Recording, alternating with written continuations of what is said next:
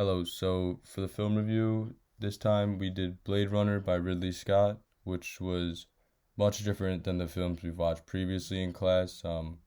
We've watched more romance, film wires, and this was sci-fi, so it was cool to get a different genre of film. So let's get into it.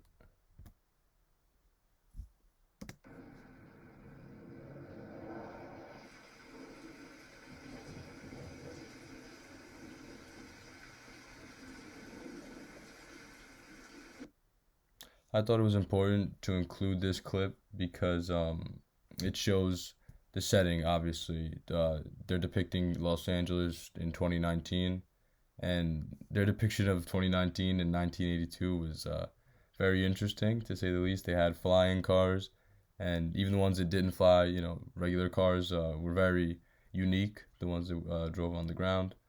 Another reason I thought it was important to include this because it was always raining in the film. I realized it was always raining.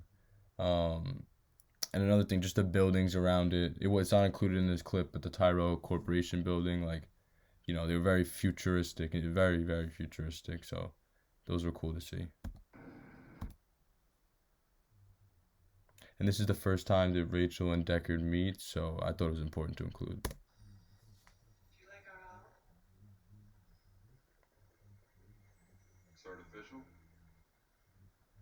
Of course it is. Must be expensive. Very. I'm Rachel. Deckard. It seems you feel our work is not a benefit to the public. Replicants are like any other machine. They're either a benefit or a hazard. So right away, like right when she walks in, I kind of got the sense that there was some sort of attraction to each other here. With the owl comment, the artificial comment, um, and the way there's a pause in between. When they say each other's names. So I thought I went back to the scene actually. I thought it was cool to see the first time they met and how they reacted to one another. So this was interesting to include.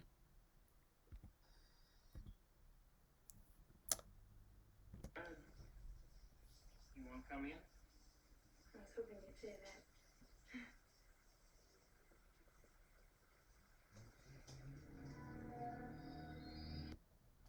So here we're introduced to Pris, who is a replicant as well, and she tricks JF Sebastian to come in as she says she's homeless. And truthfully, here she would have tricked me too because I thought she was innocent before.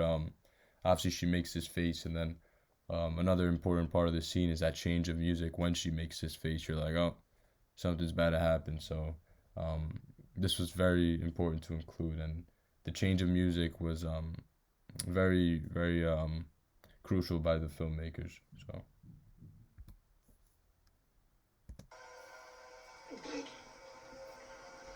Quite an experience to live in fear, isn't it?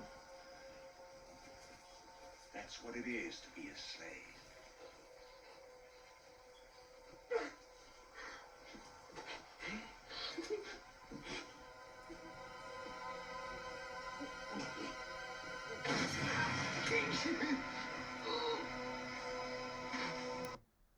so I thought this was important to include because not only the scene itself, but the cinematography going on with the rain hitting down, the light on their faces, the replicant being higher than Deckard himself.